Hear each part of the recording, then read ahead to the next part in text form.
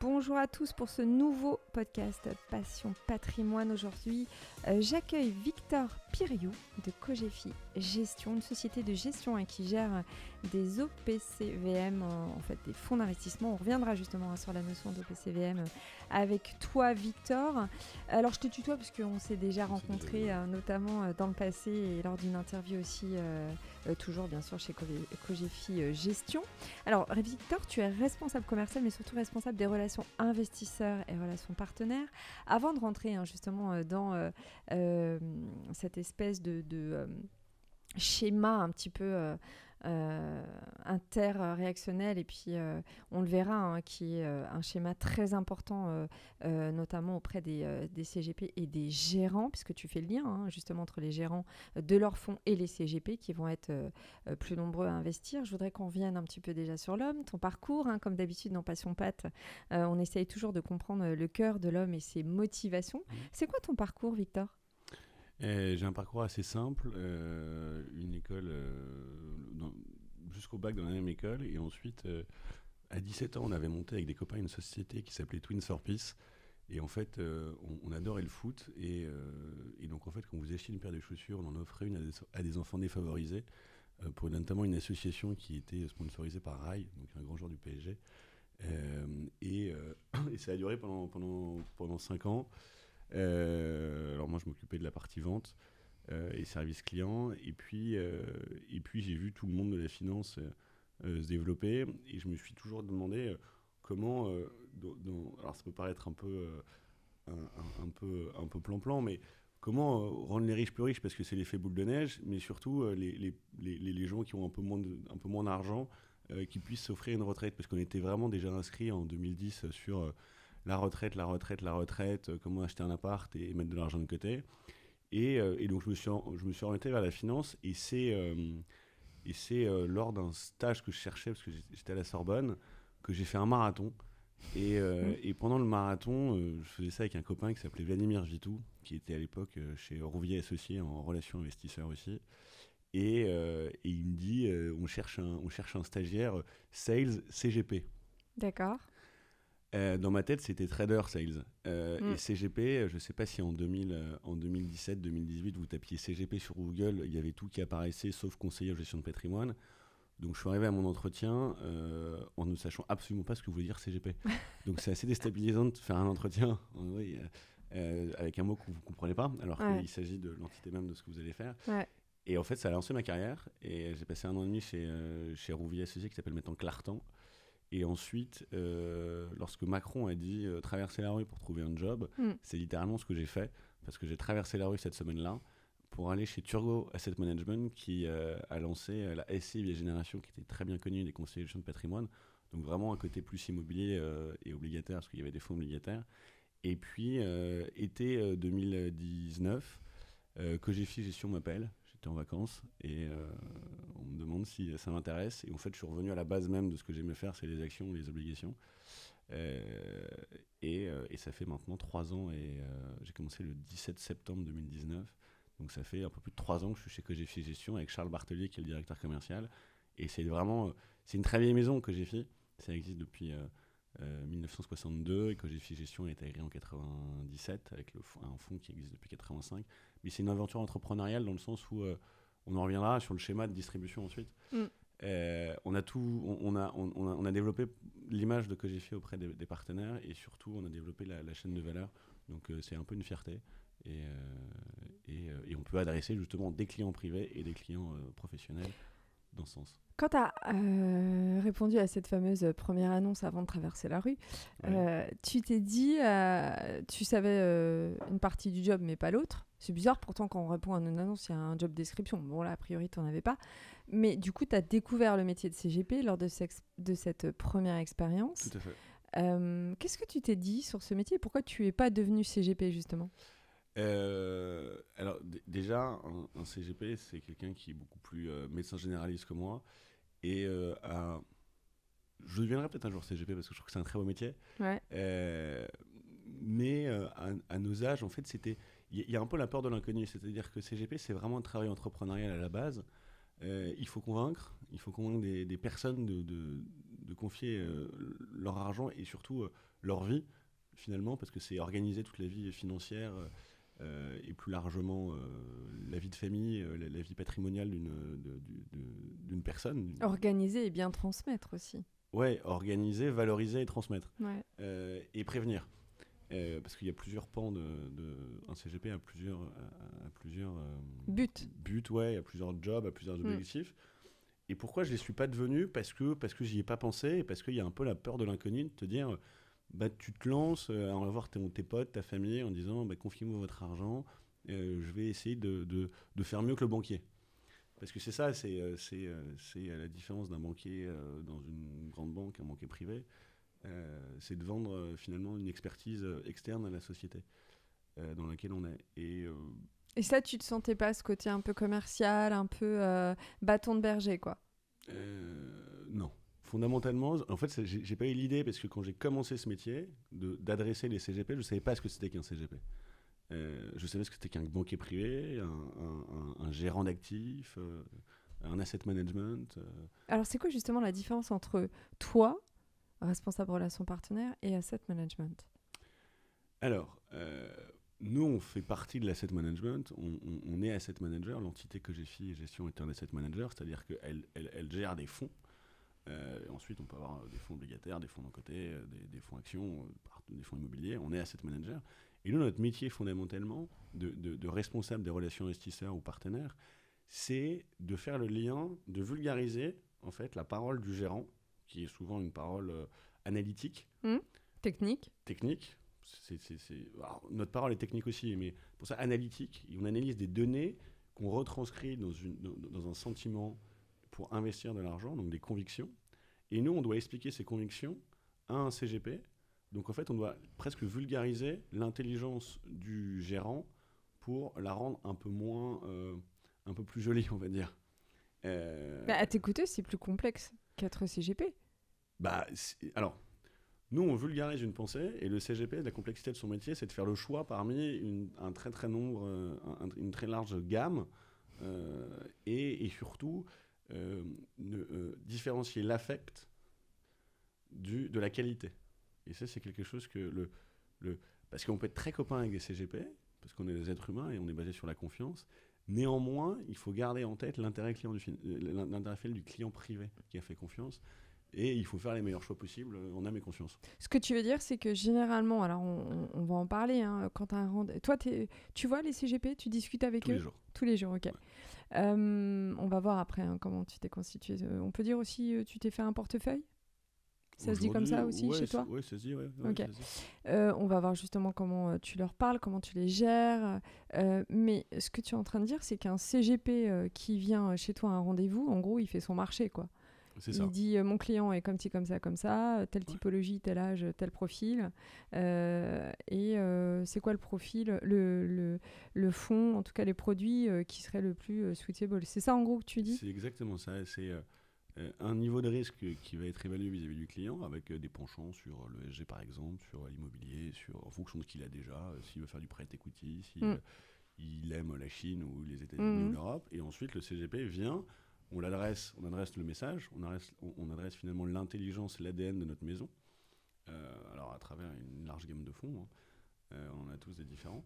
Et là, le CGP, en fonction du momentum, en fonction de ses convictions personnelles aussi, parce qu'il faut oublier que le CGP, c'est aussi un financier, il faut faire la différence entre un CIF et un non-CIF, et un courtier, mais ça, on va peut-être pas rentrer dans le détail. Si, je pense que c'est important, hein. CIF 150 heures, la différence, elle est où pour toi alors du coup? Un CIF, il a le droit de faire du conseil en investissement financier, c'est ce que ça veut dire. Donc il est habilité à le faire. Je ne dis pas que quelqu'un qui n'est pas CIF ne peut pas le faire, mais tu l'as dit, ça demande des formations. Donc en fait, notre métier, il est extrêmement organisé. Quand le CGP il vient nous voir, c'est qu'il a déjà rempli un papier qui retrace toute la connaissance de son client privé avec un niveau de risque. Le CGP, en fonction de ce qu'il est, se forme. Il y a des chambres. Ensuite, nous, on distribue nos fonds à travers des enveloppes fiscales, assurance vie, c'est le principal canal de distribution. Donc nous, il faut que nos fonds soient référencés chez les assureurs.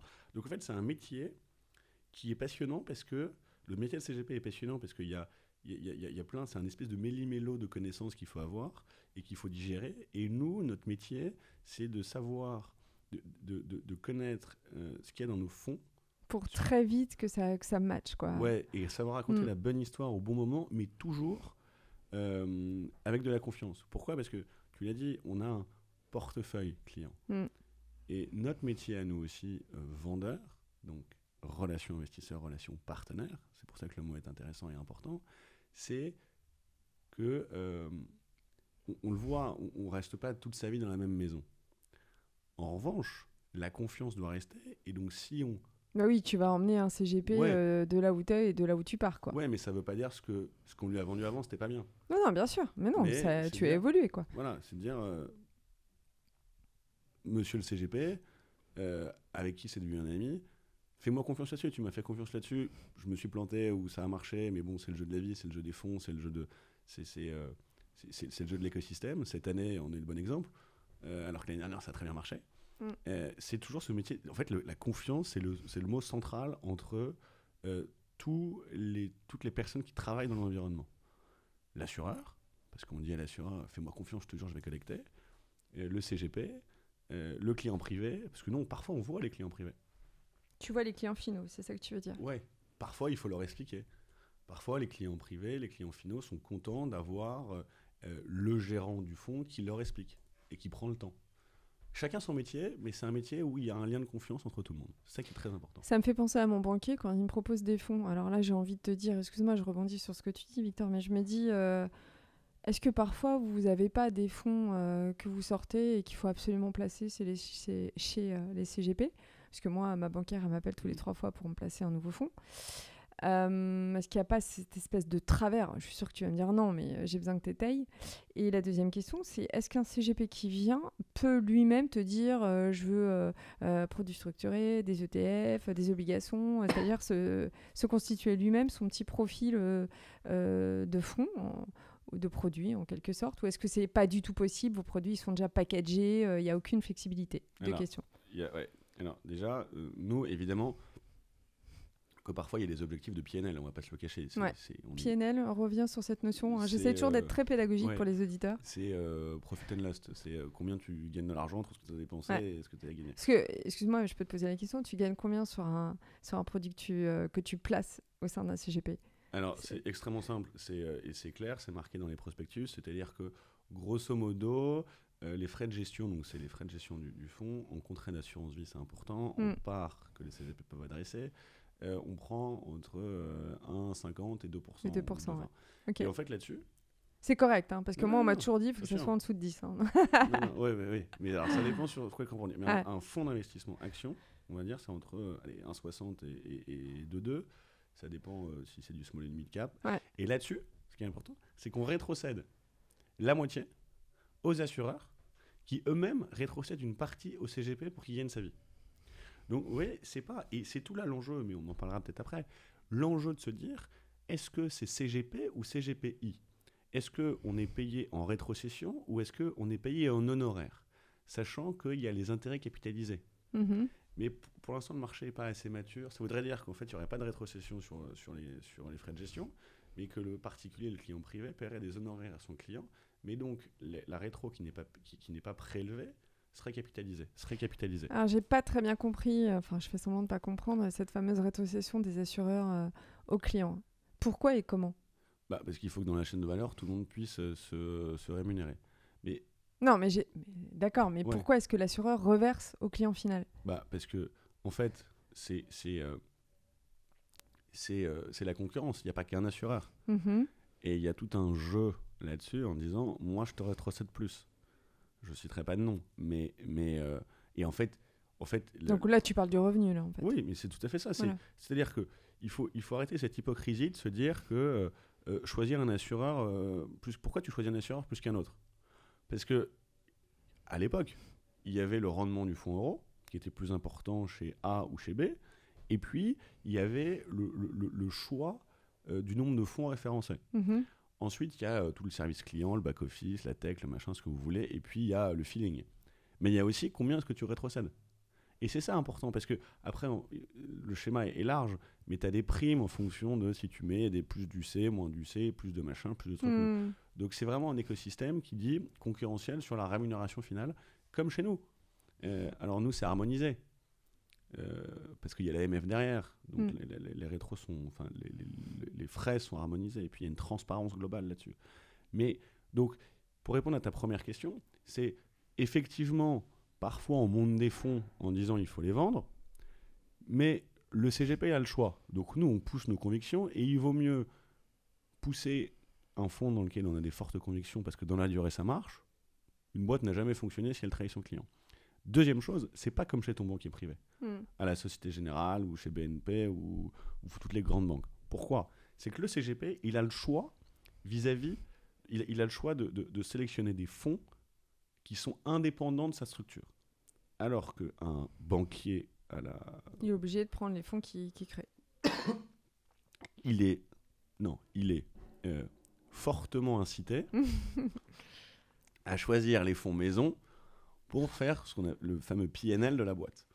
Donc, alors, j'ai entendu dans un précédent podcast de Passion Patrimoine que j'ai enregistré qu'au final, ces fonds-là qui sont justement créés et gérés par les banques ne te ramènent jamais rien, puisqu'on t'en fait signer un tous les 6 mois, et qu'ensuite, les gestionnaires, les banquiers, surtout en banque privée, ne les travaillent pas en fait. Eu égard au volume de clients qui a triplé, voire quadruplé ces 5 dernières années. J'ai pas d'avis là-dessus. Non, mais c'est important. C'est important parce que je pense à un particulier ou même à une entreprise qui voudrait clairement comprendre la différence entre aller en banque et aller voir un CGP. Elle est où cette différence fondamentale ? Elle est dans le fait qu'un CGP travaille en fait comme un gestionnaire de banque, un gestionnaire de compte privé qui arbitrait les placements. C'est ça en fait qu'il faut dire. Alors, déjà maintenant, les banques se dotent de CGP. En fait, ce qu'il faut bien comprendre, c'est qu'un banquier, vous allez ouvrir votre livret A, votre assurance vie, ce que vous voulez, et il va vous choisir des fonds ou des produits financiers qui sont déjà existants. Bon, il va vous les vendre. Très bien. Ça va travailler et il a beaucoup de clients, il va être probablement moins attentif en fonction de ou plus attentif en fonction du patrimoine que vous lui confiez.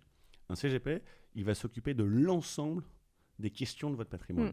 La fiscalité, la succession, et cette partie-là, et une partie est le placement financier. Mais c'est pas... le banquier fait que ça, alors que le CGP ne fait pas que ça. Mais tu vois, moi, j'ai eu égard à mes expériences. Je reçois aussi pas mal de personnes et je discute aussi avec des particuliers ou même des sociétés qui me disent que souvent aussi, le problème vient de la perception qu'on a du métier du CGP. On se dit que c'est peut-être en fait aussi volatile qu'un marché. Alors qu'une banque, c'est une structure avec des process, des certifications, des nomenclatures, et que du coup, on est plus rassuré quand on met son argent en banque. Est-ce que parce qu'en fait, si tu veux, en termes de particulier, à part se taper les 150 pages à signer à cause de MIF 2, on voit pas trop le côté hyper réglementaire, surtout si on s'est fait avoir avec un Pinel il y a 2 ans, quoi. Donc, non, mais tu vois ce que je veux dire ? Donc, je me dis, comment est-ce qu'on peut faire évoluer cette espèce de réputation qu'ont les CGP. Et je pense que vous, en tant que justement asset manager, ou en tout cas responsable à la fois des partenariats et puis des CGP, c'est important aussi peut-être de mieux cadrer, peut-être d'un point de vue juridique aussi vos produits. Enfin, je sais pas, tu vois, c'est une réflexion là, je lance une idée. Alors, déjà, il n'y a pas que les CGP qui vendent des Pinel, il y a aussi les banques. C'est vrai. Et deuxième chose, le métier de CGP et le métier d'asset manager est extrêmement encadré. C'est-à-dire qu'il faut être inscrit à l'ORIAS. Il y a tout un tas de cartes, vous avez la carte T pour faire les transactions immobilières. Tu l'as, toi, la carte T ? T'as pas besoin, mais non, je l'ai pas, voilà. C'est pas mon sujet. Ouais. Mais le métier est extrêmement réglementé. Il y a des formations qui sont faites systématiquement par les chambres. Il faut savoir qu'il y a, si je dis pas de bêtises, il y a 6 chambres aujourd'hui auxquelles le CGP est obligé d'appartenir pour suivre des formations validantes sur différents sujets. Nous, on les forme aussi. Ils ont de la fiscalité et puis ils ont du financier. Et à force de venir systématiquement à la rencontre des asset managers, donc d'entendre les discours des gérants ou plus humblement des vendeurs que nous sommes, des relations investisseurs que nous sommes, il y a une formation qui se fait. Et nous aussi, on se forme au point de vue des CGP. Et puis, il y a l'assureur aussi qui forme sur les différentes, sur les contrats, sur tout un tas de choses. Et donc, le métier de CGP est extrêmement réglementé et le CGP est très compétent pour répondre à toutes les problématiques que rencontre le particulier et qui plus est entouré d'avocats, de fiscalistes, d'assets, si jamais il a des questions. Donc c'est le côté sur-mesure et transparence des solutions. Alors là, on va rentrer un petit peu, on va essayer de pas trop s'approcher du contexte. Parce qu'en fait, il faut qu'on reste quand même actuel à tout moment où les auditeurs pourraient écouter ce podcast.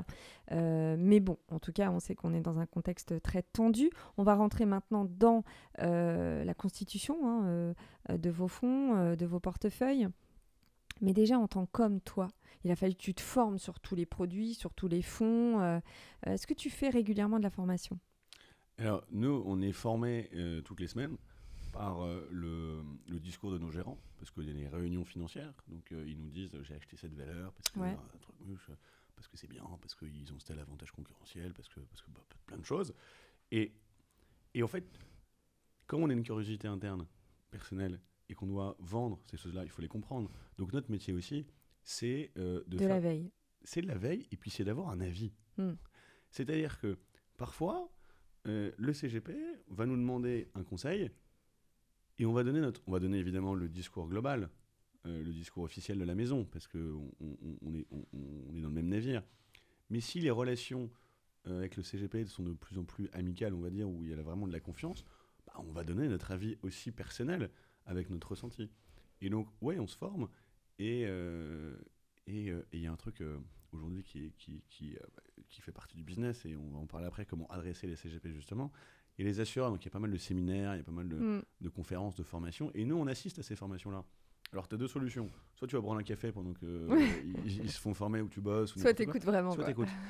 Et moi, j'ai tendance à me dire, pas tout le temps, parce que tu dois aussi bosser, parce que ça prend du temps. Mais parfois, on écoute et on apprend les choses. Et le CGP, il nous apprend aussi des choses. Bien sûr. C'est ça qui est intéressant. Donc, c'est une veille permanente, 360 degrés. Comment tu gères un mauvais tuyau que tu as donné ? D'un point de vue, pas émotion, mais en tout cas conscience. On a tous le droit de se tromper. Ouais. Et en fait, moi, on a une philosophie, et je me l'applique personnellement, c'est ça sert à rien de se dire pourquoi j'ai mal fait. C'est bon, c'est fait.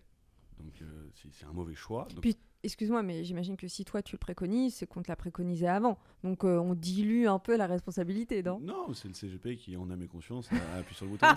La mauvaise foi. Mais non, mais c'est intéressant de dire, parce qu'il y a pas mal, notamment sur des produits structurés aujourd'hui. Bref, il y a des choses qui ont été moins bien faites que d'autres. Mais en fait, c'est la question. Excuse-moi, est-ce qu'on peut rappeler ce que c'est produit structuré ? Un produit structuré, c'est un. C'est un ensemble. Non, c'est un véhicule, c'est un produit d'investissement qui est basé sur une obligation. Société avec des indices qui existent, en gros, c'est ça. Oui, on met des sous-jacents et en fonction des taux, vous pouvez acheter une option d'achat sur un sous-jacent que vous avez vous-même prédéfini. Et en fait, vous avez aujourd'hui le capital garanti qui est possible parce que les taux sont élevés et que la volatilité est plus importante. Et donc tu récupères, c'est quoi un produit structuré ? C'est 3-5 ans ? Et tu récupères, ça peut aller jusqu'à 8 ans, 10 ans ? Ça peut aller jusqu'à 12 ans parce que... En fait, il y a plein de paramètres. C'est que vous choisissez un sous-jacent avec des barrières de protection, des upfronts pour le CGP. Ouais. Donc tu descends pas trop bas, mais tu montes pas trop non plus. Vous pouvez faire c'est pas comme une action en fait. Non, c'est pas du tout comme une action parce que vous avez une protection qui est possible. Ouais. Et donc aujourd'hui, il y a eu des produits structurés qui ont été émis sur des indices composites ou avec des paramètres, on va pas rentrer dans le détail, avec des paramètres qui ne sont pas forcément les mieux disants. Et donc, dans le métier de conseil dont on parlait tout à l'heure, Cogefi Gestion a mis en place un bureau d'études de produits structurés pour justement permettre au CGP en totale indépendance, enfin nous en totale indépendance, de nous présenter leurs produits structurés qu'ils ont déjà achetés ou alors qu'ils s'apprêtent à acheter, et on va les étudier Et Faire leur des dire- simulations peut-être. Non, on va le décortiquer. Ouais, ok. Et on va dire, bah là, je pense qu'il peut y avoir mieux, ou là, c'est vachement bien, fonce. Et nous, c'est pas notre métier, c'est pas notre cœur de métier de faire ça. Enfin, de vendre des produits structurés, c'est pas notre cœur de métier. Mais en revanche, on a ce devoir de conseil vis-à-vis de nos clients. Je dis, la confiance doit être totale. Et c'est ça qui est assez intéressant quand on parlait de se former, c'est qu'on tourne beaucoup les assets entre nous. C'est-à-dire qu'on fait des conférences avec devant les CGP et on se met à plusieurs. Nous, avec 2 amis, parce qu'on est tous copains, tous les vendeurs sont copains aujourd'hui, parce qu'on passe notre vie ensemble, on avait monté la tournée Objectif Diversification. Et en fait, on en vient à connaître les fonds de maisons externes. Moi, j'appelle ça des concurrents. On est partenaires sur l'allocation globale. Alors oui, il faut collecter, etc. Mais c'est le jeu, c'est du business. Mais c'est aussi offrir le meilleur environnement possible au CGP, la meilleure information. Et en fait, c'est ça qui est important, c'est offrir l'information. L'information sur qu'est-ce que tu penses de tel fonds, qu'est-ce que tu penses de tel fonds, qu'est-ce que tu penses de tel produit structuré, qu'est-ce que tu penses de tel produit tout court. Et il est là le conseil. Et le conseil, quand on se plante, on a le droit de se planter, c'est de savoir comment est-ce que je vais le Ouais. régler. Ouais. Pourquoi? Mais ça sert à rien de s'apitoyer sur son sort. Je l'applique aussi à ma vie personnelle. C'est comment est-ce qu'on fait pour avancer, pour le régler. Donc, fondamentalement, l'erreur est humaine. Et sinon, ça serait pas drôle. En plus, on aurait moins d'émotions dans les succès comme dans les moins bons succès. Mais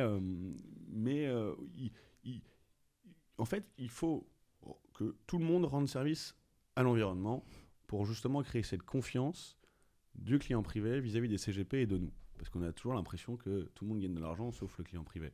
Et il faut l'éduquer. Mais là, j'ai envie de poser une question. En fait, vu en ce moment la volatilité extrême des marchés, parfois même j'ai l'impression que les rendements obligataires courts se rapprochent du rendement des actions. On ne sait plus vraiment trop où aller.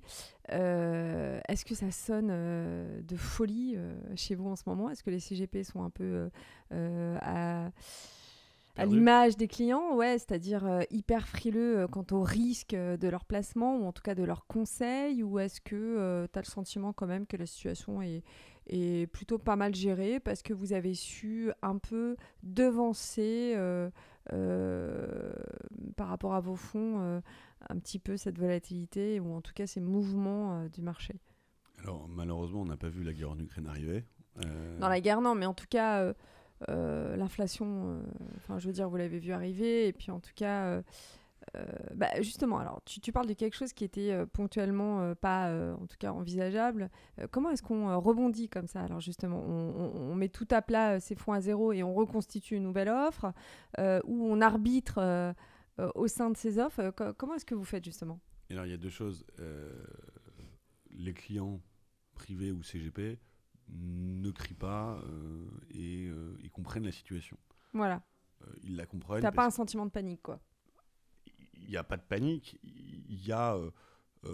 bon, faut pas que ça dure trop longtemps quand même ce truc. Parce que quand tu prends ton portefeuille et que tu vois moins 20 sur le CAC 40 cette année, et voire plus sur les indices américains, notamment technologiques, tu te dis, il y a moins.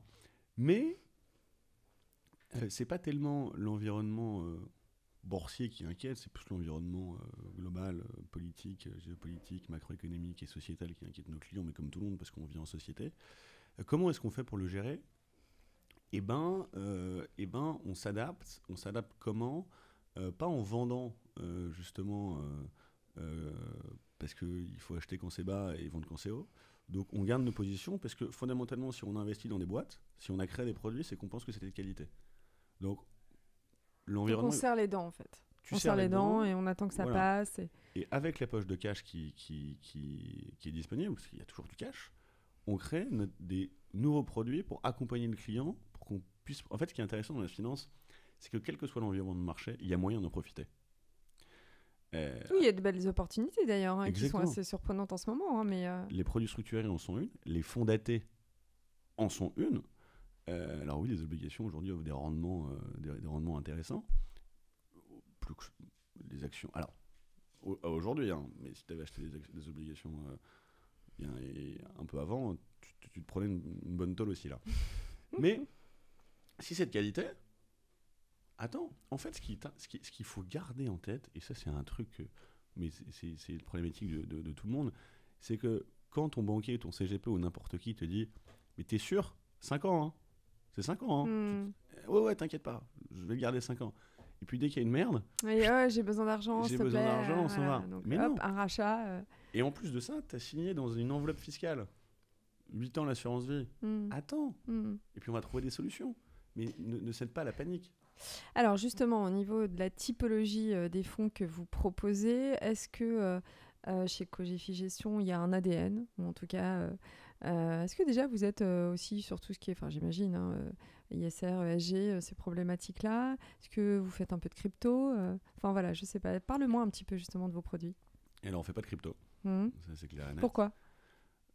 Parce qu'il y a des gens qui savent mieux le faire que nous, et puis qu'il n'y a pas de sous-jacent. Ça, j'aime bien entendre quelqu'un me dire il y a des gens qui savent mieux le faire que nous, parce que généralement, c'est trop risqué, c'est trop volatile. Mais en fait, apparemment, quand c'est bien cadré, non, c'est... À titre personnel, j'en ai pas. Je trouve qu'il n'y a pas de sous-jacent. Et ce qui est marrant, c'est que comme le poker, les mecs qui ont gagné disent c'est formidable, et les mecs qui ont perdu, ils t'ont pas dit qu'ils en avaient. Donc probablement il y a des gens, on voit il y a des gens qui vont en faire. Nous c'est pas notre métier. De toute façon il faut diversifier. Donc si vous voulez avoir une poche de 5-10% de crypto, libre à vous. Nous on préfère les actifs tangibles. Et qu'est-ce qu'on fait? En fait on a le mot de l'ADN de notre maison, c'est la qualité. Mais pas la qualité. On l'a pas inventé hier le mot. Et on l'a inventé depuis 1985. Et on arrive à le faire. Donc on achète des boîtes. En fait ce qu'on essaye de faire c'est des trucs pas compliqués qui sont compréhensibles et lisibles. Parce qu'il y a la magie de la finance, c'est qu'on peut tout faire. Donc on peut inventer plein de trucs, hyper complexes ou moins complexes.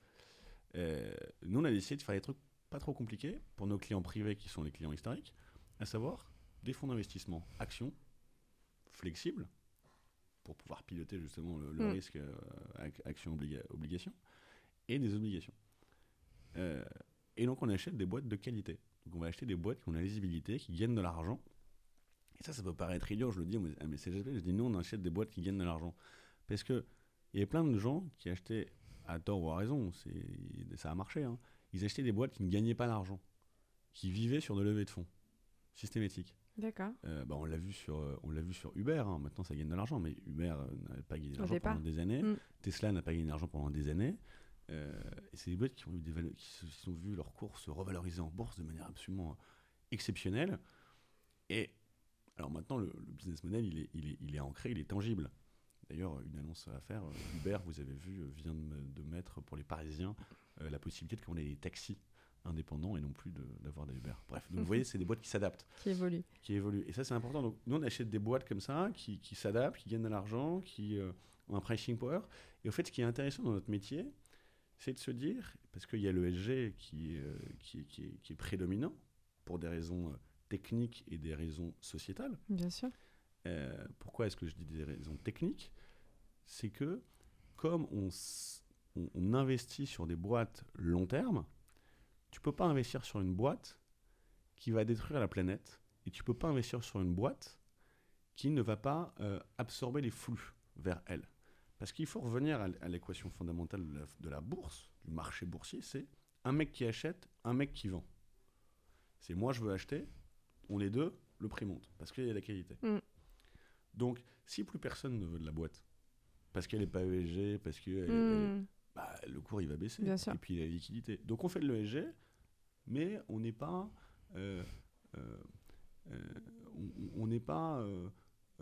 on n'est pas ancré que là-dessus, quoi. Alors qu'on comprenne bien, hein, même si toi, cette question doit te paraître débile, mais moi, je pars toujours du principe que les auditeurs ont parfois un très bon niveau de connaissance et d'autres se lancent justement dans le monde de la finance et du patrimoine. Tu dis on achète des sociétés. Alors là, moi, j'ai l'impression que les auditeurs pourraient se dire attends, ils collectionnent les boîtes. Non, ce que tu veux dire, c'est que vous investissez. Exactement. Vous avez des parts dans des sociétés, en gros. En fait, on achète et d'ailleurs, ce qu'on a dit, nous, à chaque fois, parce qu'on a des stagiaires, on dit il n'y a pas de question con. Merci, tu me rassures. Non, mais, mais c'est juste que quand t'écoutes pas au bout de 4 fois, là on s'énerve. Mais il n'y a pas de question con. Il vaut mieux définir tous les termes au début pour avoir une compréhension claire et précise et pas perdre de temps. Et surtout savoir ce qu'on se dit et avec dans la même langue. Nous, ce qu'on fait, c'est qu'on a des fonds d'investissement, donc des fonds qui centralisent des sociétés, mais des parts de sociétés qu'on achète sur les marchés. Donc, ce soit le CAC 40, le S&P 500, le Nasdaq, etc. Donc, en fait, vous avez en achetant les fonds qui sont gérés par les asset managers, vous achetez un patchwork de conviction. Sinon, vous pouvez prendre votre compte Boursorama, votre compte titre, n'importe quoi, et acheter en direct une ligne. Et si vous avez 100 €, vous pouvez acheter 100 € de Hermès, on va dire. Ou alors, vous pouvez acheter 100 € de Cogefi Flex Dynamique, et là-dessus, vous aurez 4 € ou 3 €, ou en fonction de la pondération, de Hermès. Et donc, en fait, on n'achète pas des boîtes, j'aimerais bien avoir Hermès ou LVMH, que ça soit à moi. Surtout en ce moment, les valeurs du luxe tirées par LVMH, très bon résultat, plus 10%. Exactement, donc ça se revalorise de 2,5 ce matin. Mais on a dit qu'on était beaucoup plus large. Mais dans la durée, les boîtes de luxe sont les boîtes qui ont le mieux fonctionné, mais qui sont très chèrement valorisées. Mais donc, en fait, vous achetez un patchwork. Et c'est ça qui est intéressant, c'est que parfois, il y a des cycles. Mais vous, c'est pas votre métier d'aller acheter et vendre toute la journée. Non, on n'est pas trader. Il faut différencier ça aussi. Oui, bien sûr, absolument. Donc, voilà ce qu'on fait. Est-ce que ça bouge en ce moment chez Cogefi Gestion? Est-ce que tu vois le métier évoluer aussi? Est-ce que les profils des CGP changent? Est-ce que tu approches un CGP senior de la même façon qu'un CGP qui se lance? Non. Ouais. Alors déjà, le métier change parce que le ESG prend part intégrante à la gestion, mais globale, c'est-à-dire d'un point de vue des assureurs, d'un point de vue des CGP, d'un point de vue de notre gestion aussi à nous. Il y a ces fameux fonds euros qui, à l'époque, rapportaient 5% par an avec un capital garanti, qui se sont essoufflés, même si aujourd'hui on reparle du renouveau. Mais donc, on a eu finalement une formation accélérée des CGP sur les classes d'actifs plus risquées, à savoir les actions, les obligations, les produits structurels immobiliers. Il y a beaucoup d'immobilier qui a été fait. Mais aujourd'hui, c'est vrai que le taux d'UC, c'est ça le nerf de la guerre, c'est quel est le taux d'UC, donc d'unité de compte. Comment tu saurais nous dire un peu comment est-ce qu'il se calcule Sur 100 €, combien tu as en fonds euros et combien tu as hors fonds euros. Et là-dessus, c'est simple, tu regardes la fourchette, tu regardes le camembert, puis tu dis, aujourd'hui, il y a 55% en moyenne en UC, en unité de compte. Et là-dessus, tu as de l'immobilier, du produit structuré, de l'action, de l'obligation. Hors fonds euros. Hors fonds euros, c'est tout ce qui est hors fonds euros. Et donc, il a fallu former les CGP. Et donc, c'est vrai qu'un CGP plus ancien va acheter... déjà, il a ses convictions depuis 30 ans. Bien sûr. C'est compliqué de le faire changer. Mais il va avoir un patchwork, une répartition du patrimoine de ses clients un peu plus différente d'un jeune CGP qui va avoir des clients plus jeunes, donc va être plus risqué. Donc on ne l'adresse pas de la même manière. Et surtout, on parlait de crypto, les jeunes, les CGP qui se lancent, sont beaucoup plus enclins à aller sur ce genre de support d'investissement qui sont nouveaux. Alors qu'une personne un peu plus âgée, moi je suis un vieux con il veut moins de volatilité, il va plus être sur l'immobilier ou sur de l'assurance vie. C'est ça. Un truc qu'il comprend, mais un truc aussi qui le rassure dans son inconscient. Ce qu'il a toujours fait, toujours connu. Alors ils sont plus agiles que ça quand même. Ouais, ils évoluent. Parce qu'ils sont formés constamment. Mais et puis un CGP un peu plus âgé, ce qui est marrant dans notre métier de vendeur, c'est qu'on est tous jeunes. Ils sont curieux en fait. Mais ils sont curieux, mais comme nous on est jeunes, ils disent mais pourquoi le petit jeune là il va expliquer au vieux loup le pourquoi du comment. Mais on a la tête dedans nous aussi. Donc c'est assez rigolo. C'est assez marrant. Ça doit être en effet assez sympa de voir, de pouvoir faire évoluer un CGP, sa mentalité, son approche, et de voir toujours jaillir son appétence à connaître un nouveau produit ou sa curiosité. Je pense que c'est ça aussi peut-être le point fort de ton métier, non ? Le point fort de notre métier, c'est qu'on rencontre plein de gens. Donc émotionnellement, ça demande beaucoup d'énergie. Mais en fait, le truc qui est cool et qui est gratifiant, c'est qu'en fait, quand le CGP investit chez toi, il te fait confiance, tu as gagné sa confiance. Et ça, c'est vachement cool parce que tu as réussi à mettre... Toi, tu as eu confiance dans ton gérant, dans ta boîte. Le CGP, il a eu confiance en toi, tout le monde est content et le client final, il est content. Et ça, c'est cool. En fait, voilà, ce qui est sympa. Et en plus, on fait ça dans des environnements intellectuellement stimulants et puis dans des cadres qui sont franchement agréables, parce que parfois on part en séminaire, on fait des activités qui sortent de l'ordinaire pour créer un lien de confiance. Et on parle que de ça en fait dans notre métier, c'est créer le lien de confiance. Mais alors, un CGP, je prends le cas de Patrimonia parce que j'ai été quand même souvent là-bas. Il en peut plus de vous rencontrer. Non mais c'est vrai, tu vois, vous êtes tous pareils, à part les petits fours qui sont mis à droite ou à gauche sur le stand. Au bout d'un moment donné, on a l'impression qu'on n'arrête pas de les draguer. Ça doit être un peu fatigant. Comment est-ce qu'il peut se sortir et comment est-ce que de ce marasme de propositions et comment votre valeur ajoutée, en tout cas versus la concurrence, comment vous la faites jaillir en fait, hein? Qu'est-ce que vous pouvez mettre en avant pour pouvoir parler de vos fonds plus que les autres? Ça doit être quand même assez compliqué, non? Alors non, mais pas de petits fours et pas de champagne sur notre stand, parce que c'est comme ça. En fait, c'est la vérité et le lien de confiance. Alors, ouais, les CGP, ils peuvent pas travailler avec tout le monde. Il y a plein de bons fonds, plein de produits qui sont très bien sur la place. C'est l'affinité. À la fin, l'humain, il reste là, en fait. Pourquoi est-ce qu'un client privé, il irait chez Monsieur X ou Monsieur Y ou Madame Y? Il y a l'affinité, d'accord, le rapport humain, mais il y a aussi vos performances. Oui, alors, d'accord. Mais je dis aujourd'hui qu'il y a 707 sociétés de gestion, je crois. Il y en a 350 qui adressent les CGP et ça se crée tout le temps. Il y a plein de fonds. Et à mon avis, l'univers d'investissement, il est pas non plus illimité. Donc, il y a des fonds qui se ressemblent. Alors, une année, il va être mieux. Oui, ce que tu veux dire, c'est que vous proposez quasiment toujours un peu les mêmes fonds, enfin, en tout cas, la même typologie, quoi.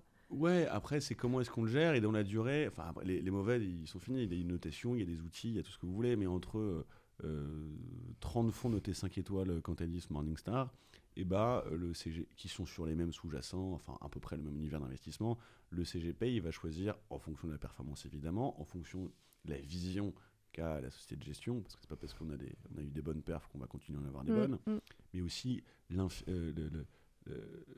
relationnel avec le vendeur, le feeling, c'est hyper important. Vous allez forcément, et puis si ça se joue à 2 points de pourcentage, enfin 2%, on va prendre le mec sympa plutôt que le mec qui t'a jamais appelé.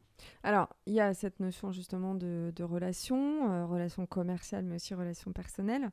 Mais il y a aussi peut-être tout ce que vous pouvez mettre en œuvre et développer à côté. Tu parlais tout à l'heure des formations. Le service derrière, dire la vérité au client, lui faciliter la tâche en fait. Surtout dans les moments où c'est compliqué comme actuellement. C'est le rassurer et dire, tel est mon numéro de téléphone, tu m'appelles et je ferai le lien. C'est quoi ta journée type, Victor ? Ma semaine type, c'est 3 déplacements par semaine. Donc, rendez-vous le matin, déjeuner client, rendez-vous l'après-midi, train retour. Donc, j'ai pas mal de points SNCF. Et la journée type... Pourquoi Cogefi, c'est pas à Paris ? Si, c'est à Paris, mais moi, je suis le responsable des CGP dans toute la France. D'accord. Et ma journée type, en fait, il y a plein de petits trucs à côté qu'on voit pas. C'est pas que parler au CGP, c'est faire le MT, EPT, organiser ses CRM, faire le suivi client, c'est important. T'as beaucoup d'admin ? Ouais, j'ai pas mal d'administratifs. Ouais. Je viens de penser qu'il faut que je fasse les EPT, MT, TPT, tout le tralala, parce que c'est nous qui le faisons. C'est quoi EPT, TPT ? C'est transpariser les frais, les performances, le risque dans un Excel qui fait 3 milliards de... Ouais, donc c'est des KPI, c'est tes reporting, quoi, en gros. Ouais. D'ailleurs, tiens, une question, tu fournis, t'as pas d'obligation de résultat, mais t'as une obligation de moyens. Tu fournis des reportings à tes CGP ? Tous les mois. Tous les mois, d'accord. Tous les mois. Et puis si le CGP m'appelle, on peut donner les principales lignes du portefeuille et on a une obligation d'informer le CGP tous les mois. Il y a un reporting qui sort comme tout le monde. Parce que c'est quand même important, ça rassure. Et surtout, ça fixe les bonnes ou les mauvaises ou les moins bonnes nouvelles. Et puis quand c'est bas, on peut dire oui, mais la qualité, il faut en remettre. Il faut acheter quand c'est bas, hein, je le dis. Le CGP, il faut qu'ils investissent maintenant s'ils ont du cash. En ce moment, ouais. Enfin, sur une durée de 3 mois quand même, parce qu'on ne sait pas si ça va rebaisser encore un peu plus. Mais ouais, en fait, tout ça, c'est con ce que je vais dire, mais c'est basé sur la confiance. Tu donnes le résultat, tu ancres le temps et ok, c'est pas bien. Là, le chiffre, il est moins joli que celui de l'année dernière. Bon, c'est le jeu. C'est les cycles. Victor, dernière question, mais c'est la question phare de mon émission. C'est quoi ton leitmotiv le matin ? Mon leitmotiv le matin, alors moi je me répète tous les matins, la gagne, précision, détermination, ambition, c'est égal à la gagne. Et en fait le but du jeu c'est que on collecte, les clients soient contents, on passe des bons moments et que dans 5 ans, ils nous disent c'était trop bien, on a gagné de l'argent et tout le monde est content. Non mais on est un métier où à la fin c'est quand même gagner de l'argent, c'est la confiance, mais il faut collecter, et il faut que tout le monde s'y retrouve. Sinon, comme on disait hier à l'Assemblée, il faut planter des fraises. On va rester sur cette phrase.